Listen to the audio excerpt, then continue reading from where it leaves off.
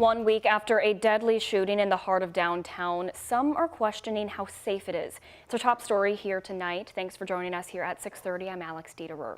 Yesterday, police arrested this man, Jordan Fields, and charged him with murder and possession of a firearm, as well as a multitude of other charges related to his arrest. With an arrest made in connection with the case, we set out to ask Louisvillians their sentiments toward feeling safe in the metro. WHAS 11's Connor Steffen and photojournalist Aspen Hester report from 4th Street Live tonight.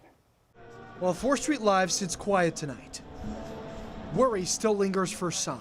Following this scene here down Liberty Street in the heart of downtown last Sunday. It's shocking when you hear someone recently passed away. It just sucks when someone's passed like that over something so senseless, you know? Sadness, just there's another shooting.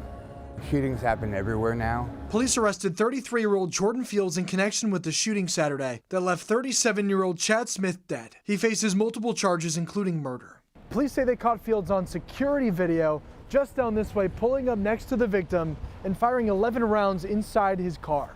Nah, it's not real surprising, but Why? I mean, it is Louisville. I mean, we have shootings, you know, we're downtown. In the wake of a senseless tragedy, Louisvillians have reinvigorated conversations about how safe the city is. But it can happen anywhere. East End, West End. I mean, I feel safe coming down here. I feel safe coming downtown. According to the Louisville Metro Gun Violence Dashboard, the downtown area has seen 6 homicides so far in 2024. But a majority of those we spoke with say they feel they can freely walk in the heart of the city without feeling like crime is around the corner.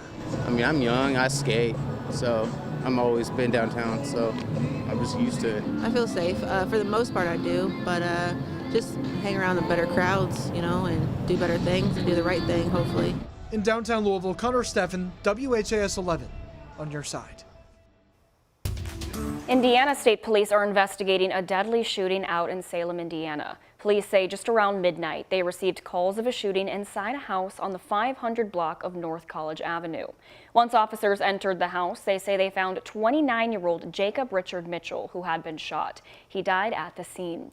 ISP says 3 people were inside the house at the time of the shooting, and that includes 24-year-old Blake Henry. He's been arrested in connection to Mitchell's murder.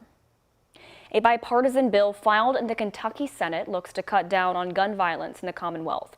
The Crisis Aversion and Rights Retention Bill, or CAR for short, would allow law enforcement to take guns from people suffering a mental health crisis.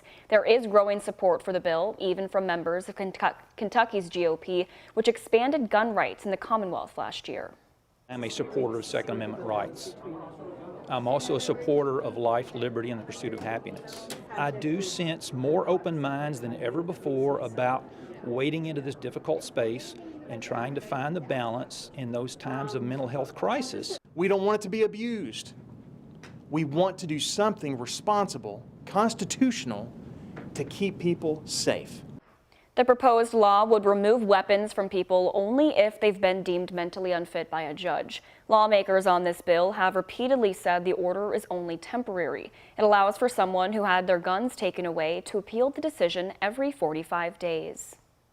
Here in Louisville, law enforcement and prosecutors are launching a new initiative they hope will reduce gun violence by targeting repeat violent offenders. It's called the Prohibited Firearms Possessors Initiative, or PFP. It consists of meetings between prosecutors, LMPD, and the Louisville ATF.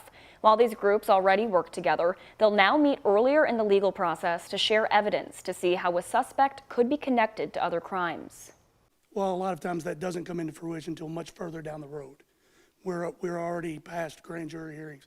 We're already past, pleas being offered and things like that before they're getting the full picture.